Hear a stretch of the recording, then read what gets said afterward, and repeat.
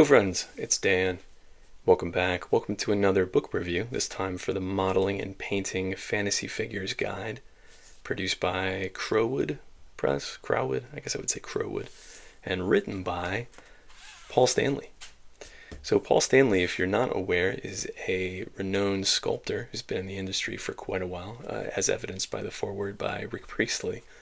And he actually has a YouTube channel that I've been subscribed to for a while now.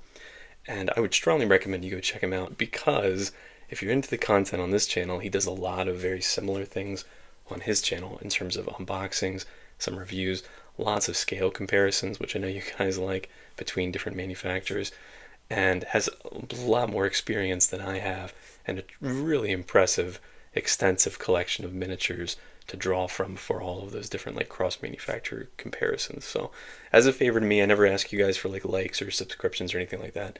Please go check his channel out. I have a link down in the description to it.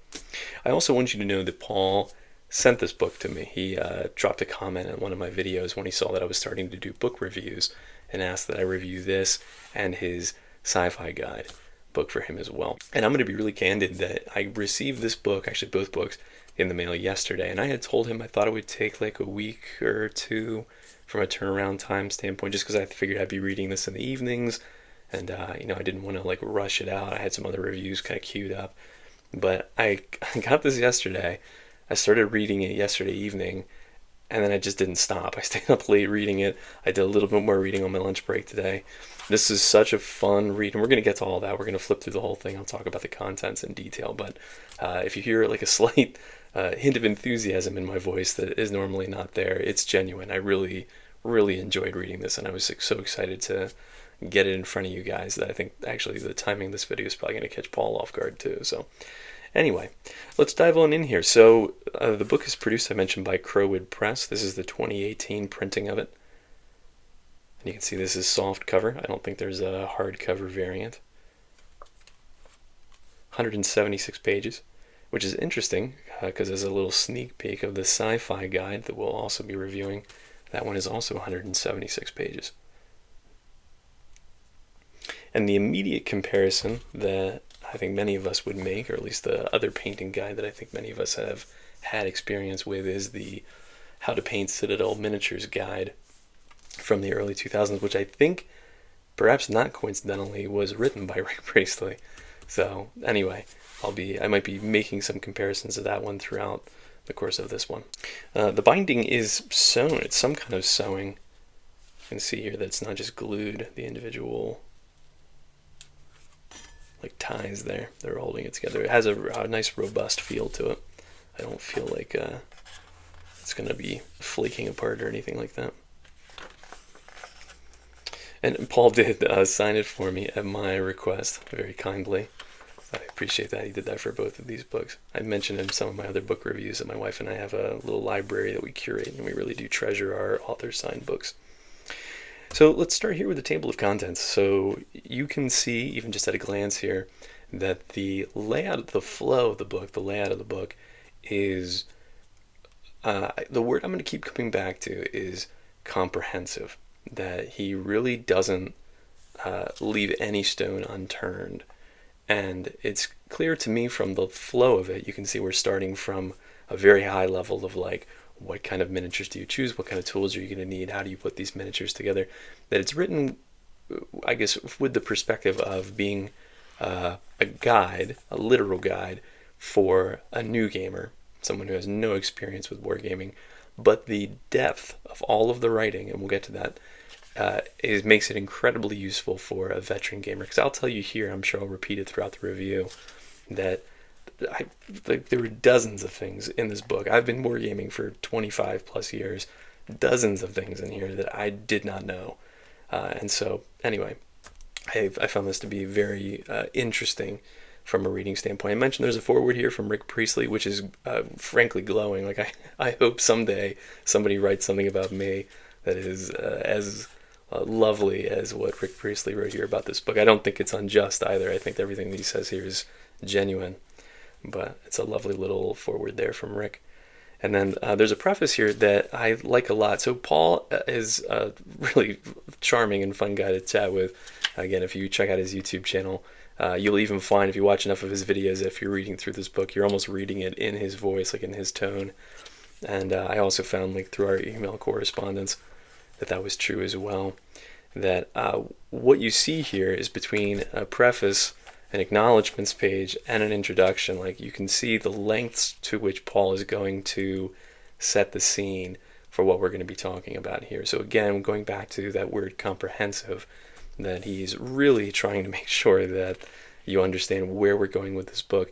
And again, with an eye toward the person who maybe has no clue what we're talking about here, they're not going to feel lost, because he really is kind of like hand holding us here.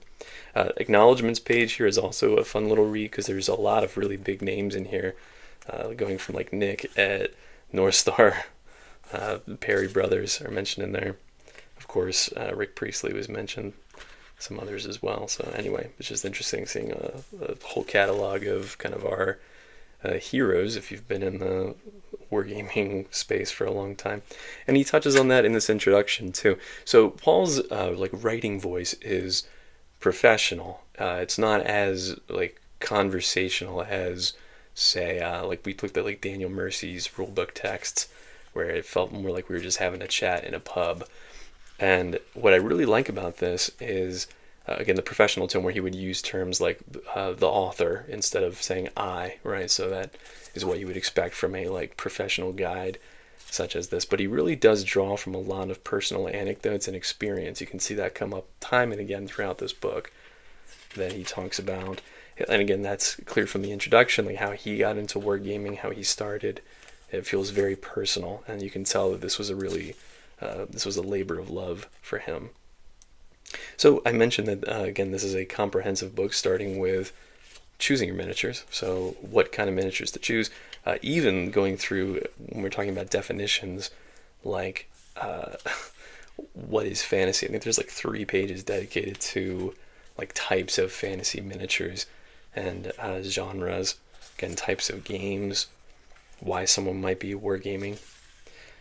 And you can see too, from a layout standpoint, I think maybe you already picked up on what I'm about to tell you, which is that there are no shortage of photos, full color, all of them, throughout this book, all to a very high print quality. Here you can see that like kind of semi-satin finish that I like so much. No like issues with bleed or anything like that, or striations.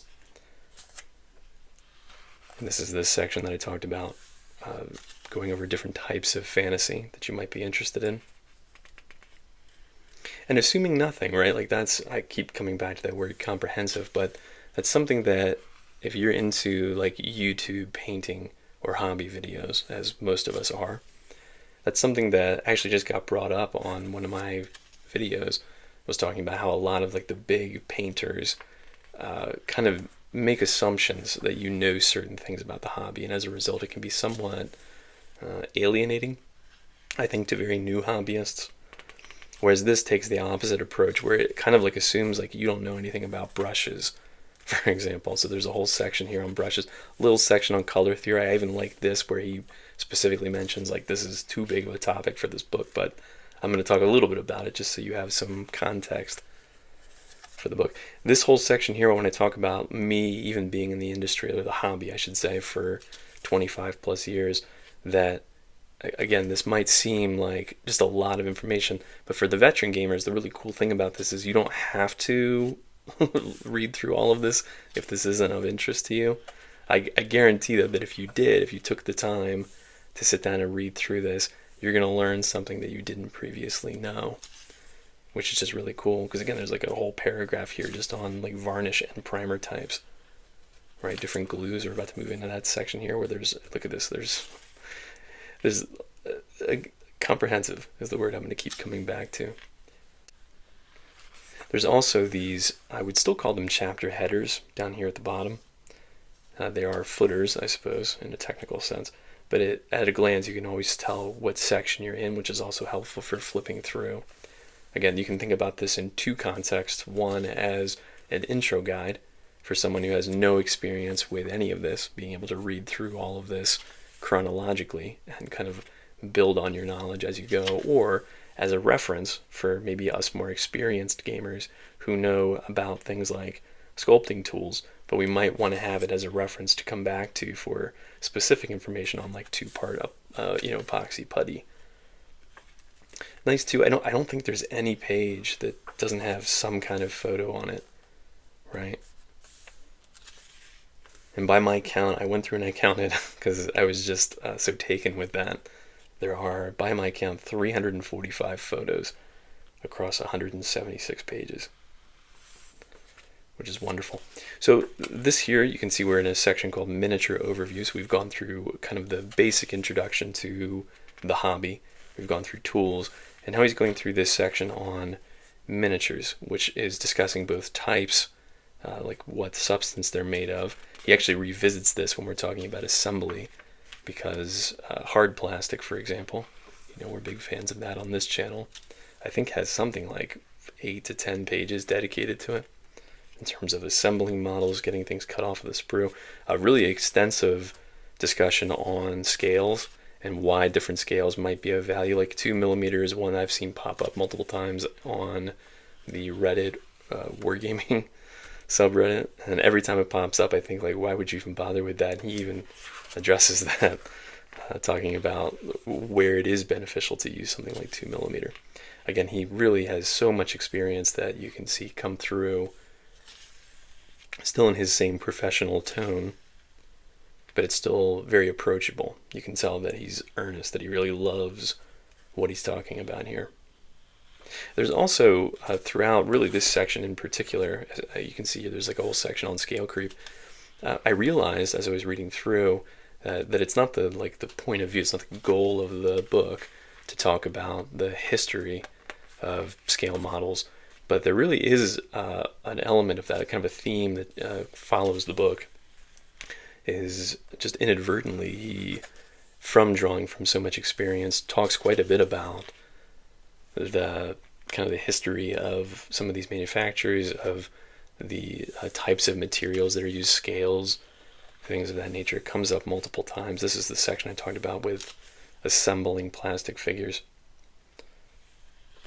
So anyway, as I mentioned, this is great as an intro guide, it's great as a reference, but it's also just an interesting read from a wargaming history. I feel like he could write a whole separate book just on the history of wargaming, and I think it would be a delightful read as well. Again, going back to our word comprehensive here, where he doesn't even assume you know how to cut something off of a sprue, right? And so for the new gamer, this is, I think, indispensable information that often gets overlooked in modeling videos. I know I'm guilty of that, even in my own hobby painting videos. Is I just kind of assume things, and he doesn't do any of that here. Different techniques on things like we're going to the pinning section here that he actually revisits later as well. There's a whole section on repairing miniatures, on converting miniatures, magnetizing joints.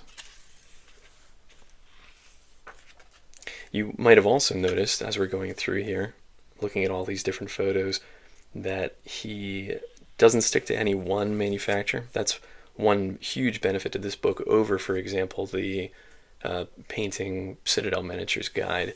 Not only is this far more comprehensive, I would actually be very curious to find out what the word count on this is, because it is extensive.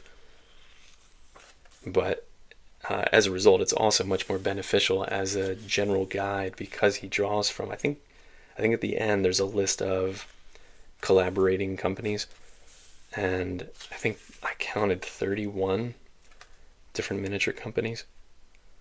So here, this is a nice little section. This is on converting and repairing miniatures. And see, it's handy having this down at the bottom. I was gonna just flip back to confirm that, but I don't have to, because it's down at the bottom. So this is a nice little section. This is where you can see his experience as a sculptor come through. He's got some nice videos on his YouTube channel. I'm going to plug that one more time, where he goes through and shows some details on sculpting things like furs, etc.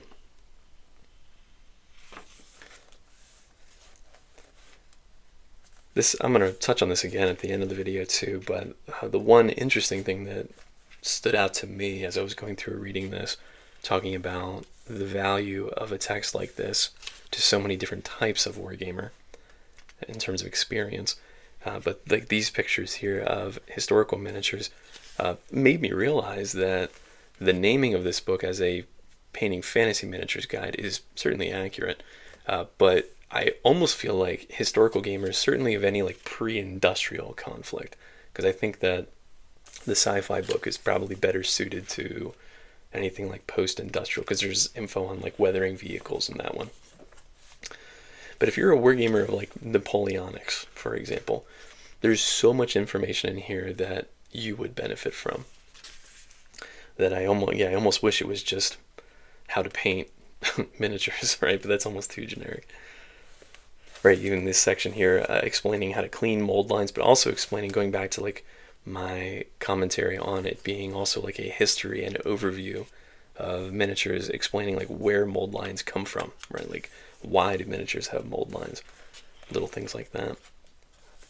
This is a whole section here on priming miniatures. This is a subsection of his like basic introduction to painting, because we're now about halfway through the book, maybe not quite, but there's the painting section, as with the flow that we saw from the beginning, where, you know, what miniatures do you choose, what tools do you need, how do you put these miniatures together. Painting is similarly broken up, again, kind of hand holding the new gamer through the process of, here's how you prime a miniature, here's what primer to choose and why for the different miniature type, here's how you basically paint a miniature, like blocking techniques, basic highlighting and layering. Dry brushing, there's a whole section here on what dry brushing is, what that looks like.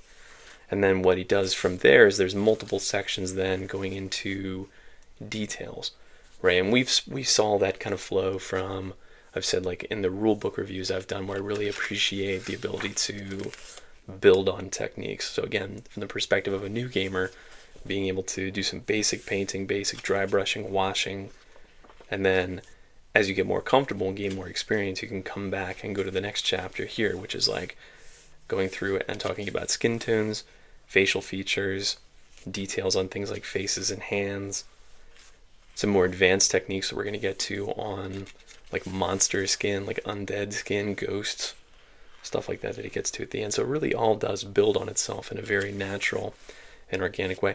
I love these two. These remind me of like White Dwarf painting articles. He has a lot of examples of this where he goes through step by step. So it's not just, you know, text heavy where you might just have information on how to do it. It's still very good to have that in written form, I think. But to then have the visual demonstration of what he's talking about is super, super helpful. Great, like a whole page here dedicated to how to paint eyes, which I can tell you from experience is very accurate. There's a couple of these little guides throughout the book too, or tables that he uses. We saw one earlier that has like this same tone to it.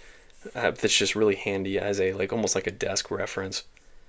And this might be like the one thing I wish was just compiled at the end, like all of these little tables, as like in the way that you might have a little compendium at the end for a Wargaming supplement for like quick reference.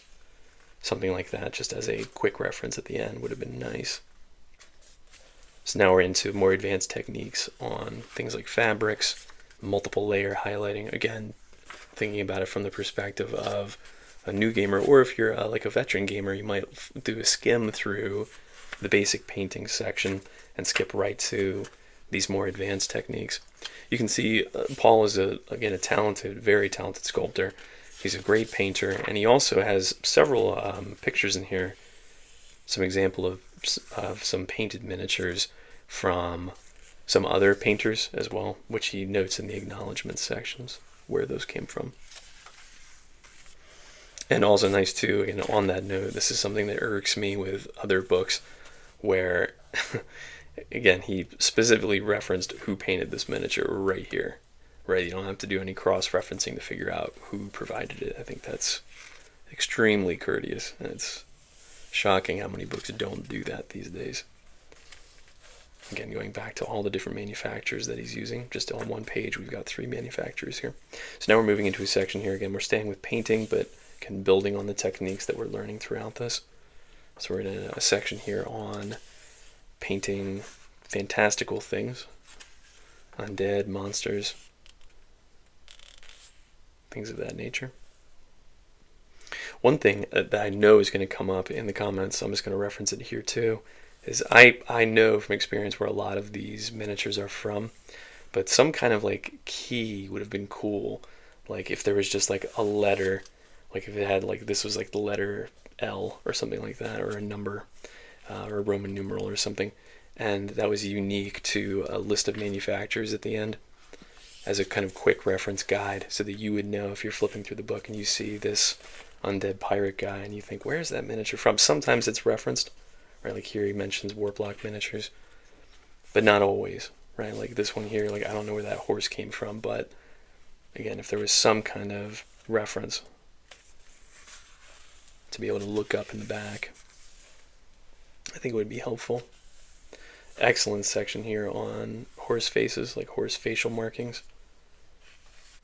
I can't stress enough that the text is dense, not from a writing standpoint, but from a layout standpoint, to accommodate all of the photos that there are. Because even just on this page right here, you can see just how visually interesting this page is from a layout standpoint, right? And there's so much going on, lots of little commentary.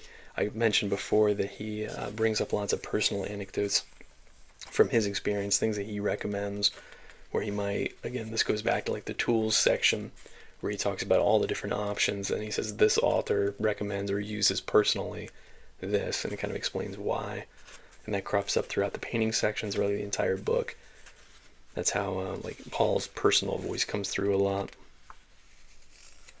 Again, we're still going through advanced painting techniques here on recommendations on things like feathers and fur. You can see how, as a kind of desk reference, how useful this would be, especially if you're in the middle of a project and you encounter something like a feather and you've never painted that before, to be able to like just look this up. There's an index at the end, of course, too.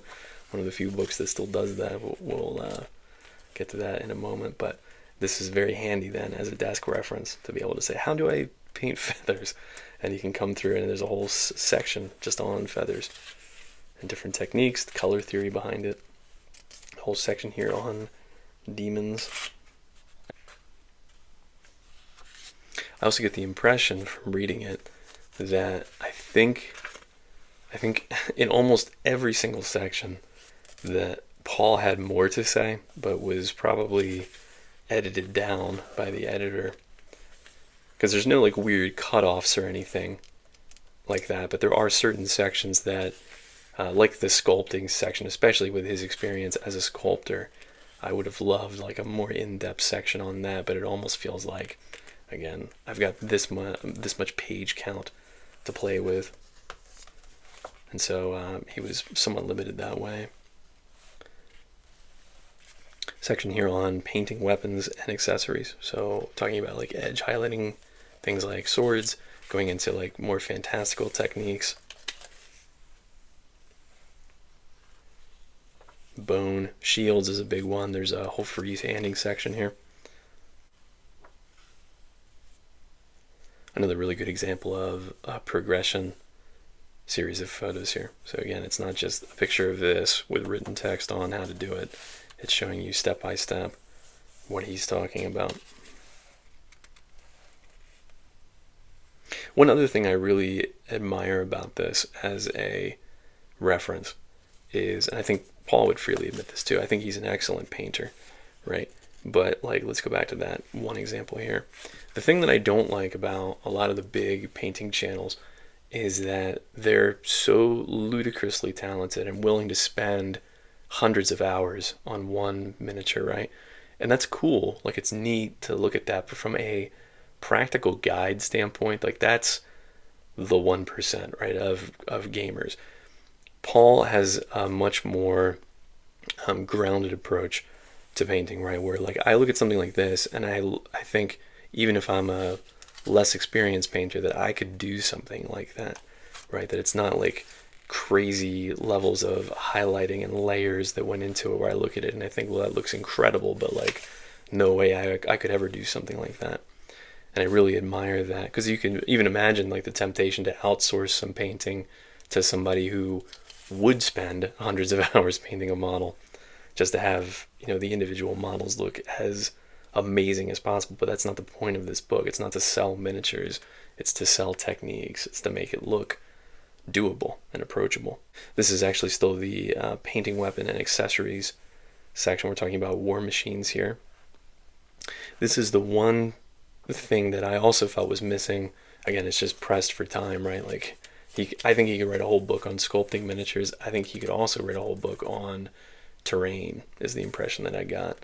Because that's the only thing that's really missing from this guide.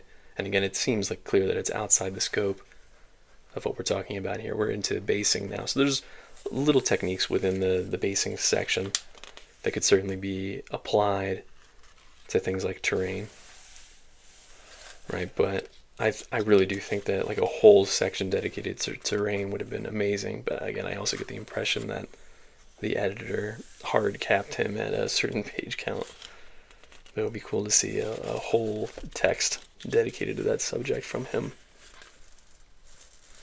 Different, again, techniques on styles of bases, types of bases, a little bit about like theory behind what base to choose and why, based on the color of the miniature that you've painted.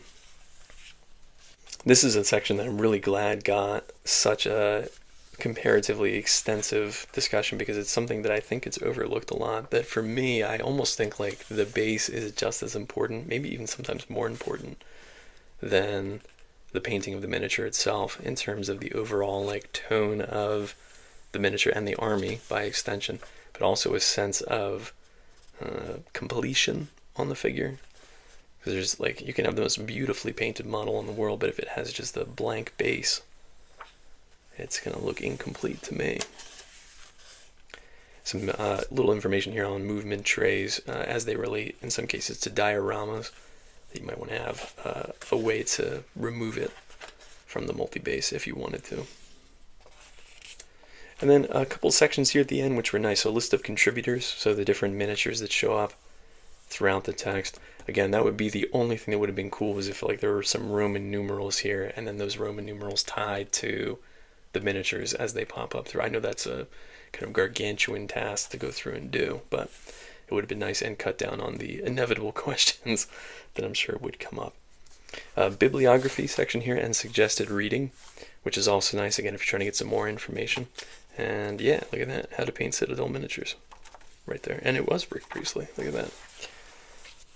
And then, if you've watched any of my other book reviews, you'll know that an index is something that I'm kind of obsessed with, and nobody does indexes anymore, but especially for a book like this. Again, we talked about its practicalities as a guide, an intro guide in particular, but also as a reference for experienced wargamers to be able to, like, if I have this sitting on my shelf, and this just came up in a video that I just did where somebody was talking about replacing some plastic spears with some brass spears, like wire. So like if I were to like go to my reference and say, hang on, let's see, do I have brass rods? Yep, here we go. So here's brass rods. Here are 5 pages where brass rods are referenced, and there would just be a simple matter of going to those pages. I'm sure one of them is in the like tools section on like what is brass rods. Here it is.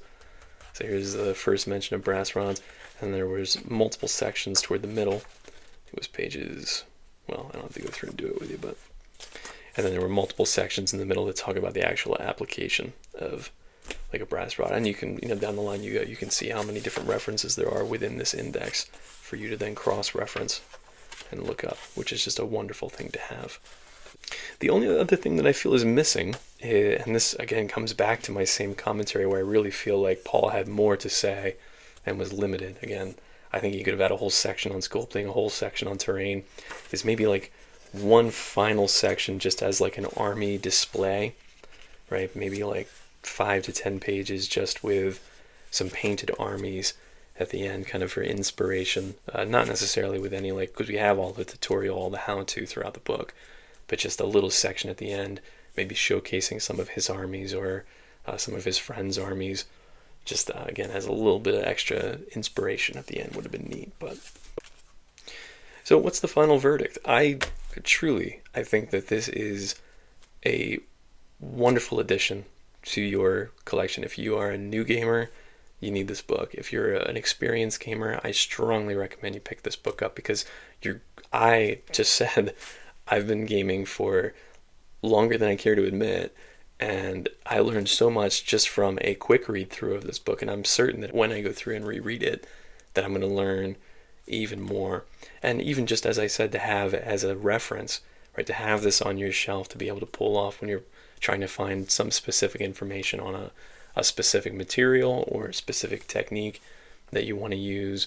It's just a really wonderful, handy, and permanent, tangible thing to have. That's one other thing I wanted to stress. There's a nice little section in the introduction where he talks about the advent of 3D printing and how there were initially like concerns about, how 3D printing was basically going to like upend the miniature industry. And here it is right here where he says, in the end, his thesis is that there's room for both. Right, and so I'm speaking in this case to those of you who maybe exclusively use like YouTube videos. It's ironic for me as a YouTuber to be saying that there's value too in physical books, physical media, because the main benefit here is that it is a tangible, static reference for you to go back to, which is really handy for certain techniques that videos, I know you've all done it, had to like put it into the like 25% speed or try to like screenshot stuff or pause it. It's really frustrating sometimes. And as I was talking about, I think a lot of videos tend to overlook some of the basics that this book goes through in really almost sometimes excruciating detail. It's incredibly handy to have this in addition to any of the YouTube tutorials that you might like to go through, simply because of that this is going to fill in, I think, a lot of the gaps, and it's much easier to cross-reference things here versus having to hop back and forth between a bunch of bookmarked YouTube videos. I mentioned too that this is a fantastic addition if you're a historical gamer. We just flipped through the entire thing and you can see, again, even if you're a Napoleonic gamer or a Dark Age player or a medieval player, Ancients player, how there's so much in here that I think is practical. Because there's really just like, there's this section on painting monsters that maybe would not be of interest to you, but still could probably be used for things like painting war elephants, right? So this is going to be handy for you too. Like, my recommendation to you as a fellow wargamer is this is, I think, the kind of thing that, like, if your family's asking you, like, what do you want for your birthday or for Christmas, but you're kind of hesitant to give them a list of manufacturers or miniatures because you're afraid they're going to pick up the wrong thing. We've all been there. Tell them to get you this. And I think classier too to ask maybe your relatives for a book, right, versus a plastic miniature box. But also, this is, I think, a great gift to a fellow wargamer. Like, if you're not sure what to get them, like what project they're working on or what they need, this is an excellent thing to give to one of your club mates, for example. I have a link down in the description to the Crowwood Publishing site if you'd like to pick the copy of this up for yourself. Again, I highly, highly recommend it, especially as we roll into the holiday season here. It's something to keep on your radar. Massive thanks to Paul Stanley for sending this my way and reading. It's a real delight of a read and wonderful to have in my collection, and makes me excited to read through his sci-fi miniature book next. So stay tuned for that if that interests you. I've got a wall of review content here. One video is like 90% complete, so it might actually be going up tomorrow, so stay tuned for that if it interests you. Appreciate you all for dropping by for this one in the meantime, and until next time, happy gaming.